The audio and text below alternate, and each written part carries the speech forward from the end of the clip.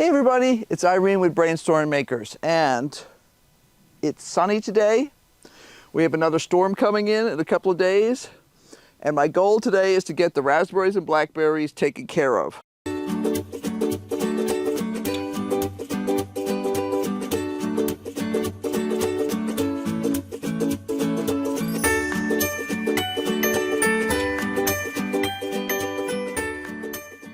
We bought both the raspberries and the blackberries from Johnny's Select Seeds in Maine. What they do is when they send you the plants, they also send you a book on how to take care of the plants. And we are very religious about keeping that kind of information because their information has proved to be very good in the past, and they give you information that is specific to the type of plant that you're getting. So for instance, on my page it says blackberry. This one covers asparagus, blackberries, highbush blueberries, horseradish, raspberries, and strawberries. Years ago they used to give you just a single sheet or a couple of sheets of, folded sheet of paper or something. But they've gone to this. It doesn't matter to me. The information is still good. They'll give you specific information about the variety. So I actually wrote the type of raspberries and blackberries that I bought because there are different kinds. So on my blackberry page it says we have Prime Arc Freedom Plugs, and on my raspberry page it says we have Nova Mid-Season Summer Bearing Plants. Now the reason I wrote that down is because different types of raspberries and blackberries can be handled differently. Now a lot of places in the United States, weather is less harsh than here, the recommendation for blackberries is that you just mow them down at the beginning of the second year and to within a few inches of the ground. We have pruned our blackberries and raspberries before when we had stuff from Stark's using their recommendations, which is basically that recommendation. And the plants didn't survive. It's too easy for them to dehydrate here.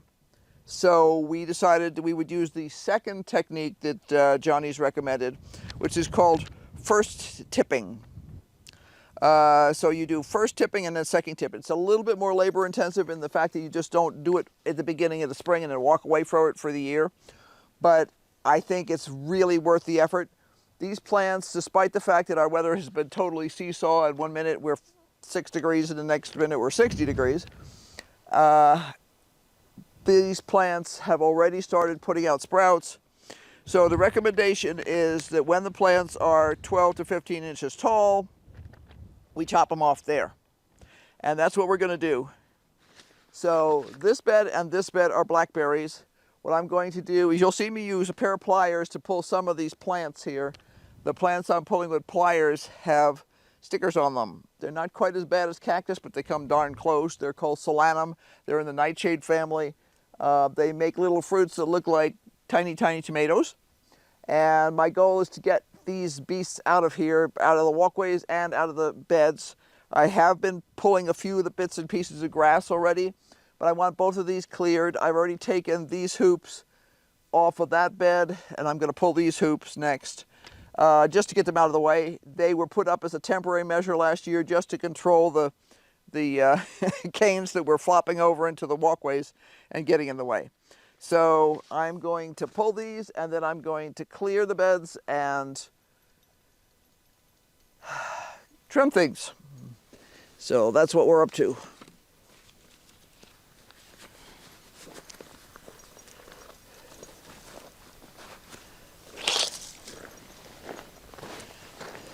And these are just PVC pipes. We use these to hold shade cloth and row covers and all kinds of other things around here. And they're just part of our regular, I call it furniture for the garden. I need to move this shovel too.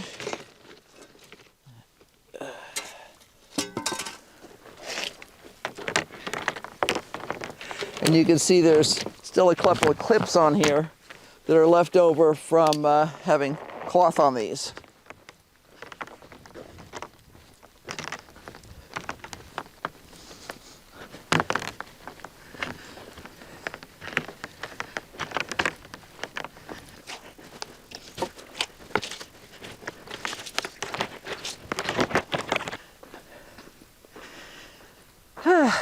Good. Now, before I came out here to start working, I tried to get everything I could think of that I would need. I didn't manage quite, but this is empty. So I have places for cuttings. I have a couple of tools, some gloves. The blackberries are thornless. The raspberries do have thorns.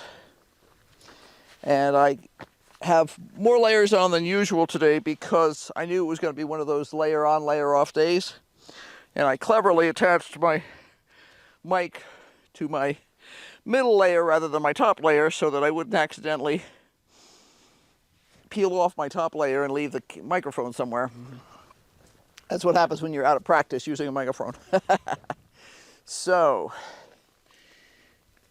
I'm going to start on this row here, and I'm going to do a combination of stuff in the bed and in the walkway, because the walkway is kind of grown up a bit. I did a pretty good job of keeping track of the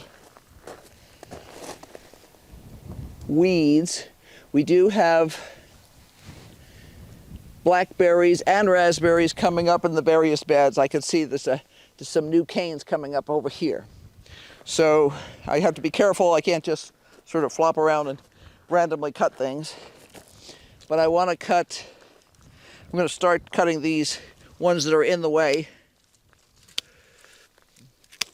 just to make it less complicated for me negotiating the areas. There are one or two canes that were broken by the weather last year, and I'll be making sure that those get taken care of.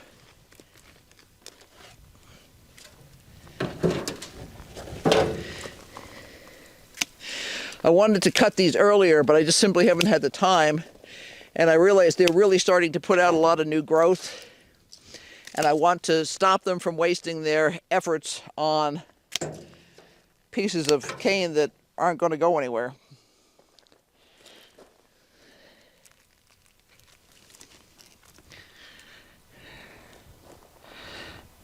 Time for a pair of pliers, oops, to get this guy out. I grabbed him to see if I could get plant out without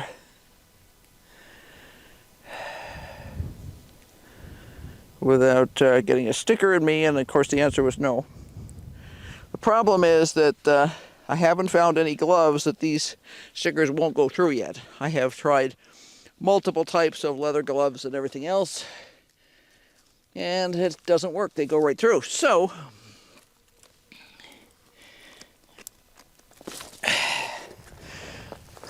pliers. The problem with these nasty stickers is that the spikes on them are just like pale pink or mostly transparent.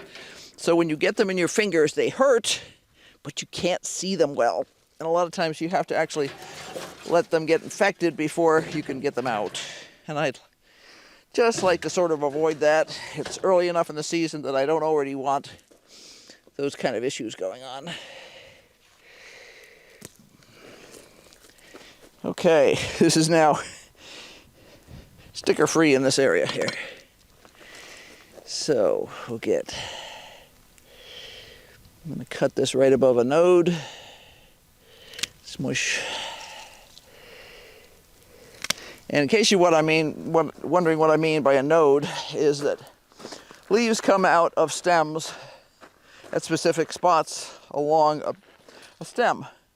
And see where the leaf is coming out? If I cut it above, say if I cut it right there, then this plant is going to focus on going out in different directions like that.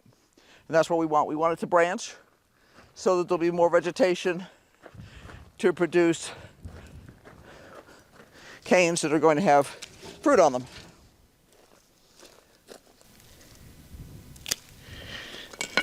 I'm also going to be pulling out any grass or weeds. My goal is also to get as many leaves, like dead leaves and things, out of the beds, because if there's any disease or bug eggs or anything around, they could be hiding there. Oops, I missed a sticker. There we go.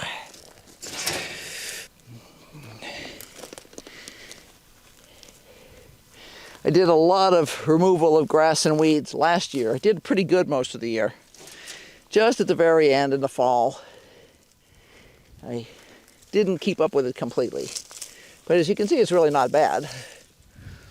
It won't take long to clear these out.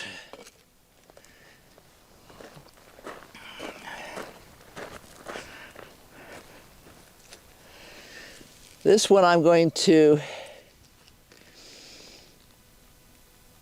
this one just doesn't look good. Does that make sense? I'm going to cut here above the side shoot because I don't like the way the tip of this plant looks. And I want to make sure if there's anything wrong with it. We'll be removing it. The tip of this plant died from frost. I'm going to cut that back just a little. And there's 1 or 2 leaves in here that are just kind of hanging randomly. Let's get those out of here. Don't want any location for bugs, disease, anything like that to hang around. So first plant is done, and I can see there's multiple new canes coming up in the bed. So I'm not cutting super carefully here because I'm going to be trimming back farther. I'm just clearing my pathway so that I can get through here without tripping over canes. And it also lets me see what's going on a bit better. Like, I missed that one sticker plant over here because the cane was hanging over the edge. Now I have yarrow growing in the pathway here, which I will be pulling out later. But that's not my primary goal today. Need to get a sticker out of the middle though.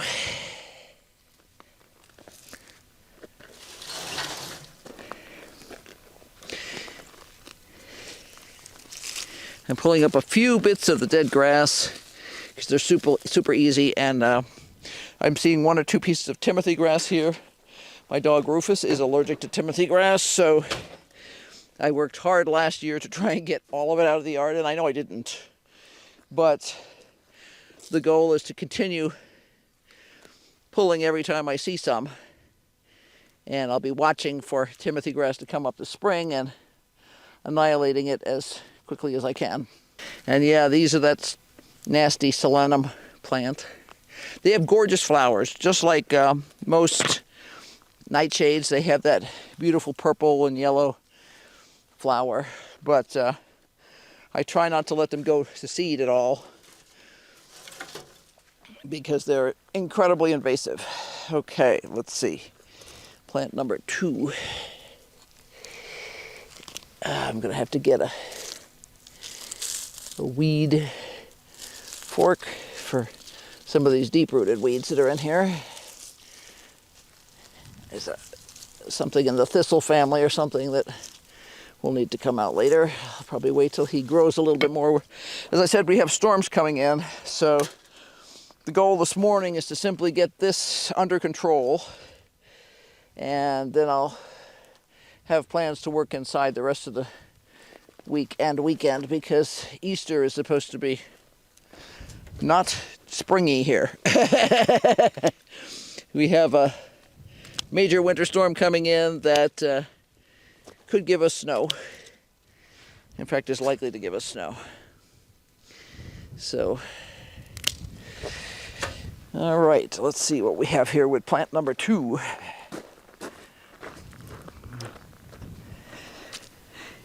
And there's obviously variations between the plants in terms of what looks better than others. This one is a smaller, less vigorous one than some of the other ones. And it could have just have been a scrawnier root to start with. I did not keep track of things like that. But I do see a bug on here that's got to go. There was a little shield bug here who I just smashed. I don't really want to see him.